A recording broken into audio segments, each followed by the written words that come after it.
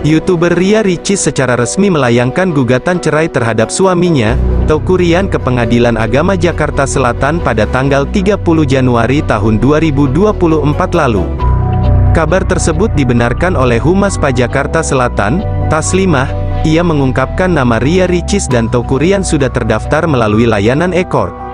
Untuk nama tersebut sudah mendaftar, gugat cerai, di Kepaniteraan Pengadilan Agama Jakarta Selatan di tanggal 30 Januari tahun 2024 sore hari, atas nama Ria Yunita melawan Terus Haryandi, ungkap Taslimah pada Kamis, tanggal 1 Februari tahun 2024 kemarin.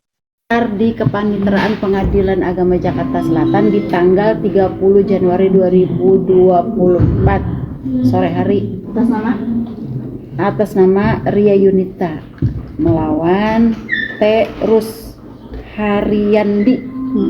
Taslimah menambahkan, Ria Ricis tidak hanya menginginkan cerai, tetapi juga menuntut hak asuh anak dan nafkah anak dari Teuku Ryan.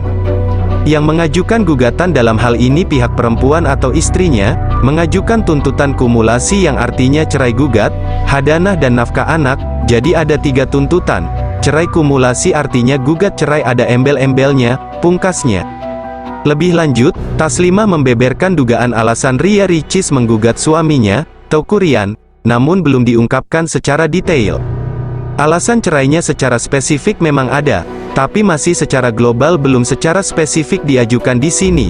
Yang intinya adalah antara penggugat telah terjadi peristiwa yang tidak secara spesifik dicantumkan di dalam gugatan, ujar Taslimah. Untuk diketahui, sidang cerai perdana antara Ria Ricis dan Teuku Ryan akan digelar pada tanggal 19 Februari mendatang. Namun belum diketahui apakah Ria Ricis dan Teuku Ryan akan hadir atau tidak.